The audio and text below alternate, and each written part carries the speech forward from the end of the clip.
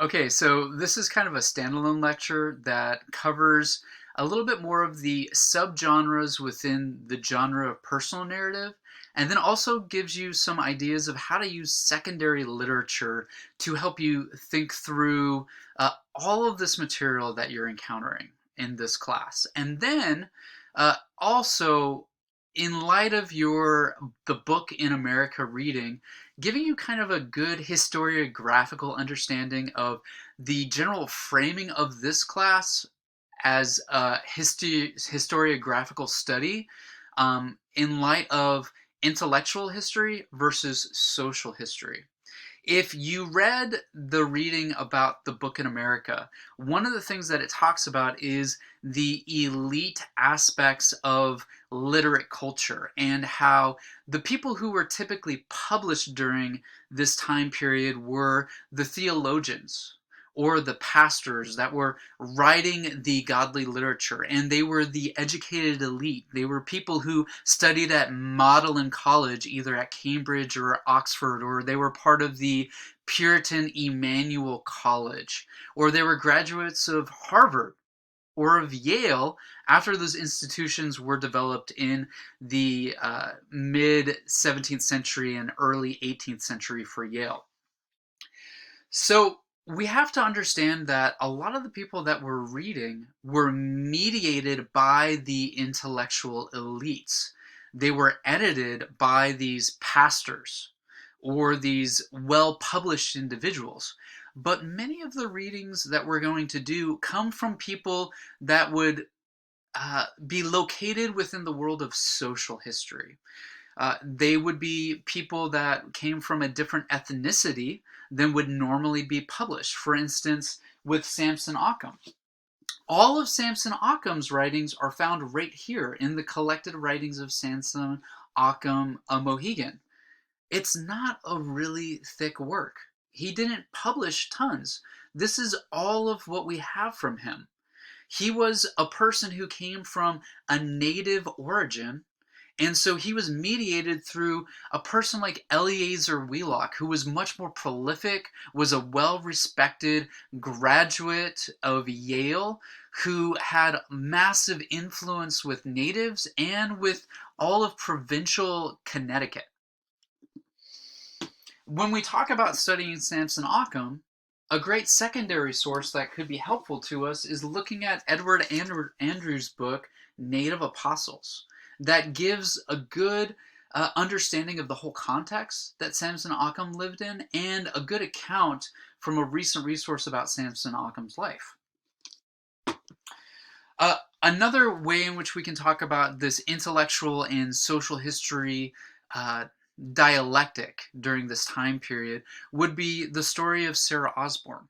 Sarah Osborne was a educator from a poor home whose husband wasn't able to work because of his own uh, illness, physical incapacities, but she was a very prolific diarist. And we have her collected writings right here given to us through Catherine Breckis. Now, Catherine Breckis first, before she put together these collected writings in the last few years, she had published Sarah Osborne's World, which gives us a good social history of the world from the standpoint of this woman. This is a piece of feminist history. But Sarah Osborne's memoir was mediated through somebody that would be typically a person studied in intellectual history. Um, Her writings would have never come to be unless it hadn't been for Samuel Hopkins.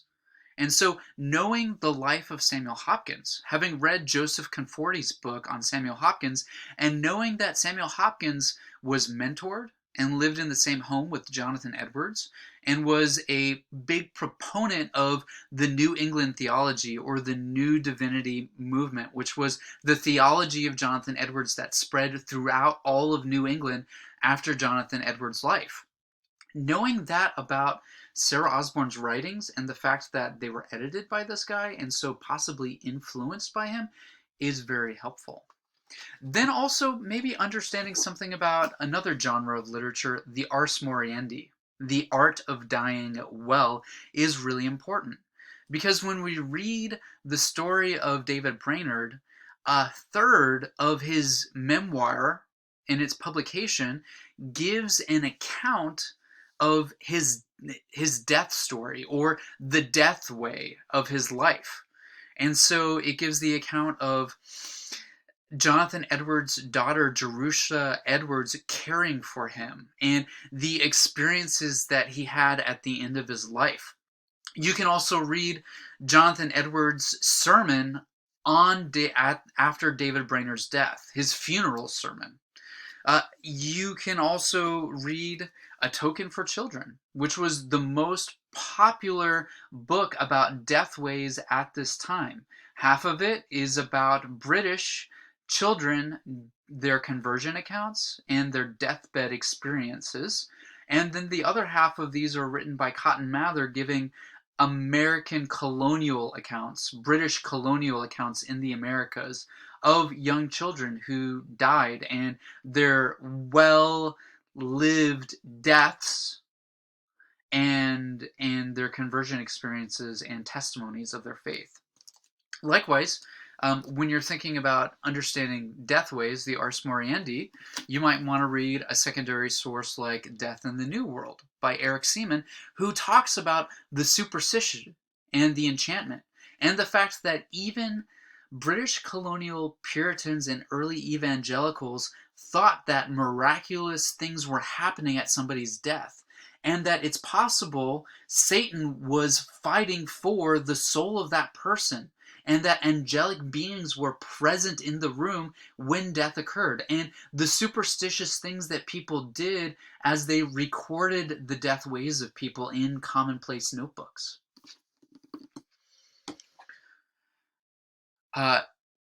Also thinking about the entire context for a lot of this, having really good works that help you understand the period and the time frame is very helpful for you.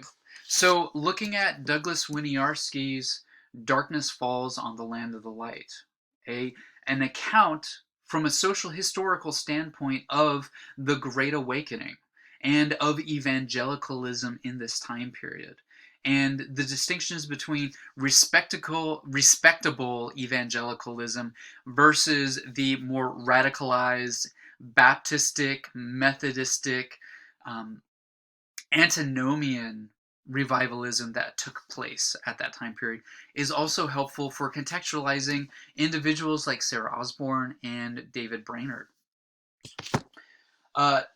Also, thinking about the fact that the literature that we're looking at is not the only personal narrative literature. One of you students asked me about Jonathan Edwards. Jonathan Edwards wrote his own personal narrative as well. His personal narrative was never rapidly published and printed like David Brainerd's narrative was. Now, he had other biographies that were written that were well loved and well known about his life. But then there are other social history narratives that are important that I would encourage you to explore and to discover what ones are out there. For instance, Jonathan Edwards' daughter, his second to the eldest daughter, Esther Edwards Burr, we have her journal and her account from 1754 to 1757. Now, Esther Edwards Burr was the wife of the second president of the College of New Jersey, which became Princeton Seminary and Princeton College and Princeton University. Now, her husband, Aaron Burr Sr., was the father of Aaron Burr Jr., the famous man who shot Alexander Hamilton. And so Alexander Hamilton's arch nemesis, Aaron Burr Jr., was the grandson of Jonathan Edwards and the son of Esther Edwards Burr and Aaron Burr Sr. So reading her journal sheds all sorts of light into Jonathan Edwards' life, possibly into David Brainerd's life, possibly into the life of others like her son Aaron Burr Jr. Then also looking at lives like Philip Vickers Vithian. I don't know if any of you are familiar with John Fea. He's a well-known historian and kind of a popular blogger and Twitter profile. But his dissertation is The Way of Improvement Leads Home, and it's a social history that gives the diary account of Philip Vickers Fithian, somebody that a lot of people wouldn't know anything about because he was a rural farmer that lived in the Enlightenment period of early America. But there are all sorts of accounts like that. Hannah Heaton is another journal account that you could possibly read. There are just so many numbers that I could possibly name that you could check out and look into. And so I would encourage you to do so. But all of this is texts that help you think about how you could possibly do research and do deeper research on any of these individuals.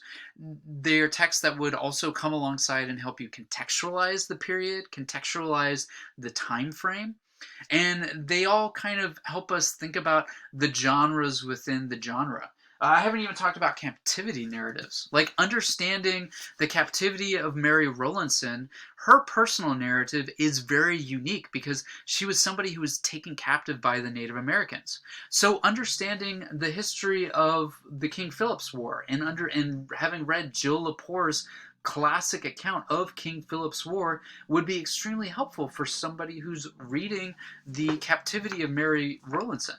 But then just understanding the nature of these accounts, the providences of God and God's sovereignty in delivering her from her captives through the ransom that was paid by other provincial, influential, genteel colonists at the time period that wanted to deliver her from the hands of these captors. And then the fact that Increase Mather, a very important intellectual leader at the time, is the person who's responsible for bringing this account to publication and had a very active hand in the editing and the filtering of particular language and theology and doctrine that comes across through the narrative account. All of these things are really important for us to understand and help us orient all of this literature within its context and the understanding of the tension that it exists within both social history and intellectual history.